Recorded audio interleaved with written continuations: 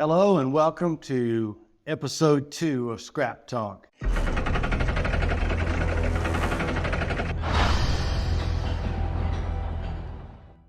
I'm Ross Litz. I'm Kip. Kip Brown here. We are with Morristown Iron and Metal, and if it's your first time today, welcome. Thanks for joining us. If you've been here for prior episodes, thank you for coming back to us. We really appreciate that.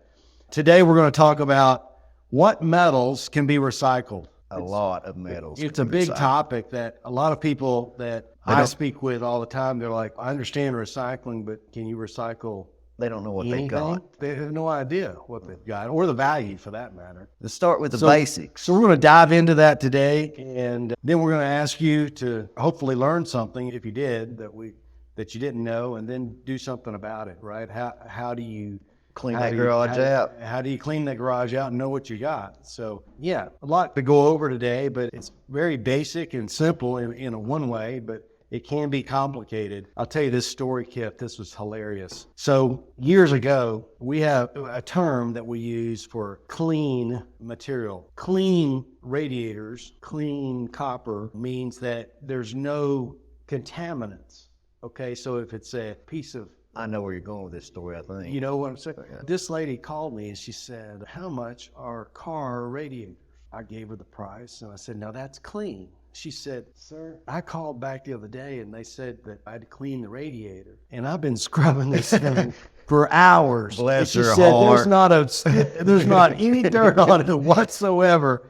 It was so funny. I said, man, that's not what we're talking about. When we say clean, that means you're cutting the steel ends off the radiator, okay? So that radiator is mostly brass, so we don't want steel to contaminate the brass. Yes. So in our industry, we use that term a lot in clean and dirty. That does not refer to dirt. No. And we don't expect you to wash your scrap, okay? But we do, when we talk clean, that means if you're going to bring in copper and you want to get paid for copper, we don't want any other attachments to that copper. That's not copper. Yes, it needs to be pure copper. Let's talk about number 1, number 2 copper, right? So since we brought that up. What do we call clean number 1 copper? It can't have any solder joints. Correct. No solder joints. Can't have any coating on the wire. And also, number 1 copper is about as thick as a pencil lead. And anything smaller than that would be considered number 2, like your lamp cords that are braided. They would be considered a number 2 copper as opposed to a number 1. Just a thicker gauge is the difference there. And if it's insulated, obviously insulated wire is different from what we call bare copper. Yes. Bare copper is just the raw copper. And what Kip said is exactly right. That's a good go-by. If it's bigger than a pencil lead head, it's number 1 typically. Yes. But it's got to be either bare copper or insulated copper. Yeah. Now, There are differences. there's difference in price because obviously the insulated has contaminants, right? does. So it has that It does. plastic coating around it. Yes. It's still valuable, but it's not as valuable. It's got to go through another process. to be stripped off, Yes. right, to get to the bare copper. So if you have copper in the bare form, let's say it's copper tubing from your house or The piece that comes out top of your water heater, something Yeah. like that, to give you an idea of what we're talking about. great example. So if you have that and your water heater goes bad and they put in new PEX pipe instead of the copper, which a lot of people are doing today. Yes. If you brought that in, what would you do, Kip? I would inform the customer what they had. But how they get the most for that? If they bring it in with the solder joints, it's considered number 2 copper. That's considered number 2. That section would have to be took out of, which isn't hard. You can actually sometimes break it or bend it and get that out. But that would make it number 1 copper, which is more valuable than number 2. But at the same time, you don't want to go through a ton of work just to gain 50 cents a pound. Or No, whatever. you don't. If you have a lot of copper, it's worth it. Yes. But if you don't, just bring it in. So that's kind of copper. So we have bare copper, then we have insulated copper. And the insulated copper runs from low-grade insulated to number 2 insulated. The Christmas tree lights. Yeah, you're getting into a lot with that. But there's different grades of the insulated. Yes. And they're worth different value. It depends on how much copper is in those insulated wires. Yes. Like what they call Romex wire, like they wire homes with. That would be number one insulated copper if it still had the insulation on Correct. it. And like I said, a lamp cord that say comes out of your lamp braided, that would be considered insulated number two. So those are two different things. And if you can separate those, it would be to your benefit to do that. And so copper falls under the category in our industry of non-ferrous metals. Yes.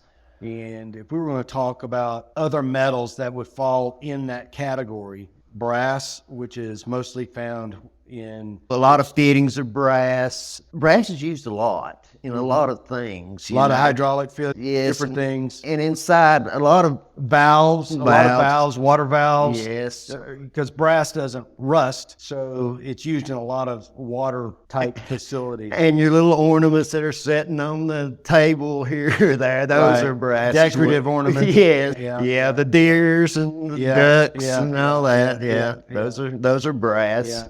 And lead is another one. Lead is mostly found in your car batteries for the most part. Yes, and we do take car batteries. When I say metal, it doesn't make you think of a car battery, but that is something that we buy here as well. Yeah, let's see. That's stainless steel. Stainless steel. Your sinks in your house are mostly all stainless steel. And your telltale is a magnet. When you don't know if it sticks to a magnet, it's tin and steel. But if it does not stick, if a magnet does not stick to it, it is something else. It would be a non-ferrous metal. Correct. That's a great way to check at home. And by the way, if you come here, we give magnets out all the time. We keep them in stock, so you can take a magnet home. That's how you know. So if you're ever questioning, Yes. aluminum, another non-ferrous metal, big aluminum. So that's your aluminum cans. A lot of people just don't know. They just don't know. And they'll come across a scale. And, Your guttering is aluminum. Yeah. So think of steel will rust. Okay. Yes. So if they don't make your gutters out of steel because they don't want them rusting out. So they're made out of aluminum. You just will learn your siding a lot of siding is aluminum, mostly all aluminum. Flashings, aluminum. Again, they don't want it to rust. But cans, big volume. We do so many cans. Yeah. It's unbelievable how many cans we do. Cans are going to be the most common aluminum item. Yeah, we spoke earlier, and people don't replace their gutters every day. That's something but a can is something that is always moving. Yeah, and if you go to the grocery store, I'll just say this, just if you have a choice in the same item, if you're buying water and you can buy this plastic bottle or a can, buy the can and bring it to us or your local scrapyard because it is worth far more money than this plastic. And there's far more recyclers recycling aluminum cans than there are this plastic bottle. Absolutely. Not to mention, if this plastic bottle gets in the landfill, it's there forever. It's there forever, okay? And so is the can, by the way, for that matter. So yeah. We don't want you throwing away either one of these things. I think landfills they're trying to, separate things now, aren't they? As opposed to the past. To some degree, they are trying, but you know what it's like at a landfill. Oh, yeah, absolutely. How do you separate tons and tons of trash coming in every day? Now, if you live in a city like Morristown, has a recycling program, they have a blue bin, all of that is transported to Knoxville to a sorting facility. So they're sorting the paper and the cardboard and the cans, everything out of it. And that's great. We're so glad that they do that. Yeah. But at the same time, you got no money. You're paying for that service as a resident, and you want to do that. If that's all you have, then that's what you do. But here in Morristown, if you live here, at least separate your cans and bring us your cans. Put them in a trash bag. Keep a trash bag on a door handle or somewhere and throw those cans in there. Teach your kids to do it because we want those kids to grow up learning about recycling, right? Yes, absolutely. And if you're not in it for the money, just recycling is, a lot of people do it just because they know they're doing the world a favor. So that we've touched on the non-ferrous metals. And the ferrous, what we call ferrous, is like Kip said, the tin and steel. Your dryers, refrigerators, things like that. They don't make them like they used to, folks. No. So, we go through dryers and washing machines like crazy Yeah. here because they last about 2 or 3 years and then everything's made to throw away today. You can't call your dryer repairman anymore. I don't think the Maytag guy's out of business. Yeah, they don't do retired. that anymore. So they just throw them away or bring them to the scrapyard. And we want you to bring that stuff. Yeah, imagine a world where people didn't bring that stuff. It would be a mess. Back in the day, nobody knew about recycling. It was just something that, it was a very niche business that people got into, but most of that stuff ended up at the landfills or sitting out in fields, rotting, rusting away forever and a day. Yeah, like I mentioned with you earlier, a lot of people that land has been passed down to them or something, they'll come to us. What do I do with all this? It's money. You can bring it in, and if you need a bin, that's a service we have. Because a lot of these old farmers and stuff, there's equipment. Yeah. That I still see it out on the back. Correct. Or they died and left it to their estate, and the estate doesn't know what to do with it. We live in East Tennessee, and there's a lot of folks that just love to hoard stuff and keep it for a rainy day. Next thing, it's been 40 years of rainy days. And we got stuff all over them. And that land has changed hands, and then the new owners they want to do something different with it. So make sure that stuff comes here. You know. Call us. We can help you do that, by the way, if you have that problem. So basically, we touched on the core metals. There's always oddball type stuff, alloys and different things, but that's the big stuff that most consumers deal with. But listen, everything we do from a metals standpoint, every metal that we handle is either sold to a melting facility. So if it's a steel mill, all of our steel stays here in the U.S., either at Alabama or Tennessee. They're making new steel, whether it's rebar or sheet steel for various different things, but it stays here in the U.S. All the things we do, except some of the oddball stuff, we have to export because there's no one here in the U.S. that buys it. Electric motors. There's a lot of export of those. Exactly. Electric motors we export, and very fine materials, manganese, stuff like that. But for the most part, all of our aluminum, our big volume items, stays here in the U.S., which we're very proud of, actually, that we can support the companies here in the U.S. that have survived through the years, and we are so proud to be a part of this industry. If we can keep it home, let's keep it home. Absolutely.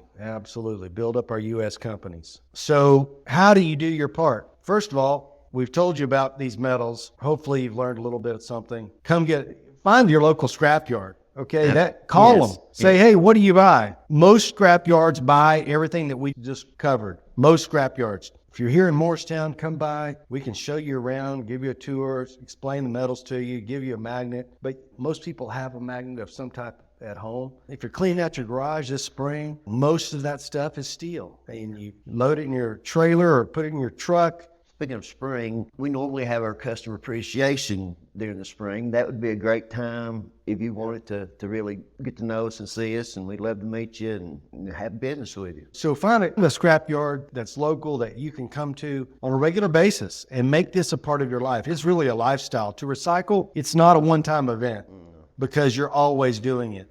We're having a big deal here in Hamlin County for Tire Recycling Day. That's coming up in April at the landfill. You would never believe how many people have tires on their property that they can't get rid of. So this is a service that our local landfill does. We're a sponsor of that. And those things are hard to get rid of. Very hard. If you don't make it to this event, it's going to be tough to get rid of those. But find your local scrapyard, make it a part of your lifestyle, put you a bag separate for cans at home instead of putting them in the dumpster. Teach your kids about the value, not only the monetary value, but the value that you're doing to sustain our environment. We all are responsible, and we're running out of land. God didn't give us any more land. No, it's what we got. It's what we've got. We have what we have. So we need to make the most of it. That's right. So we want to be good stewards of our environment. Second of all, bring your scrap. It's one thing to be educated. It's another thing to actually do it. Make the time. I talk to customers from time to time, and it'll be an older gentleman or lady, and they're saving it for their grandkids. As they get older, they're selling the scrap, and it's going towards something. They're giving them a head start in life. Sure. To get 18. Sure. And that's a good thing. Yeah, absolutely. But on a regular basis, make it a part of your daily routine. Life. We're open on Saturdays from 7 a.m. till 12 noon.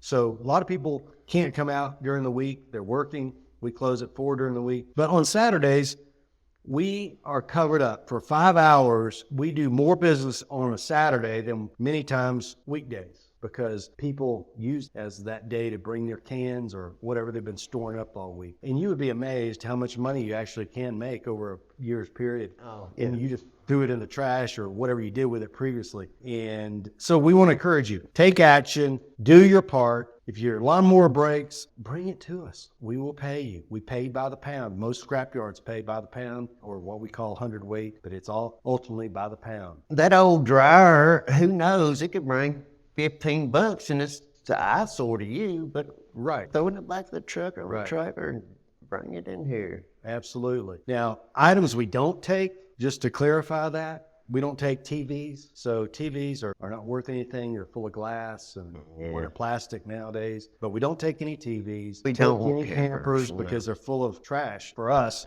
it's full of furniture and cabinets and that kind of thing. Yeah. No mobile homes. Yeah. You know, let's see. If you want to put the work into cleaning all that out and just bring us a empty aluminum hull, that's one thing. That's a lot of work. We don't take propane tanks, okay? We don't want propane tanks. We don't want propane tanks. So if you do have a tank and it's empty, you've got to get the valve out of it and make sure that it's punctured. But that's a dangerous process in and of itself. Yeah, I So don't I'm not recommend recommending anybody. that. That's a big hazard for us, propane tanks. Yeah. Paint cans, we'll take a few if they're empty and cleaned, but that's about it. So those are items we don't take, just so you know. And a lot of people, I get calls, do I have to take my gas tank off? Do I have to do this, do that to the car? No, we actually take care of all that. You don't have to remove your gas tank. We'll buy the vehicle as is. And we buy cars too. And we ain't spoke about cars, but we buy a ton of cars. And you just need to bring them as is. as Right. is. If you've got a title, please bring it. Now, we can't buy, in Tennessee, we can't buy your car if it's 12 years old or newer without a title. No. Okay, that's just the law in Tennessee. If it's 12 years old or newer, you must have a title to scrap that vehicle. If it's older than 12 years old from the date you bring it, then we do not need a title. But yes, we buy a lot of cars. So it's a lot of information today in the episode. Hopefully you've learned something. Hopefully that you'll do your part and take action. We want to invite you to visit us. Our website is morristownscrap.com. We have an app on both Android and Apple that is a Morristown Scrap app that has current prices and all about our company as well. You get notifications through that app if you subscribe to that. A lot of people are on the app. We have over almost 4,000 people on the app. Yeah. Yeah, it's a big deal. And we started a year ago. So who would have thought, right? We started this I didn't podcast. see it coming. No. Subscribe to the podcast. Come back and visit us next week. We're on Spotify and Apple for the full broadcast. Our shorts will be on YouTube, Facebook, TikTok, and Instagram. That's right. Thanks for joining us today. Hit See you like next and week. subscribe. Have a great day.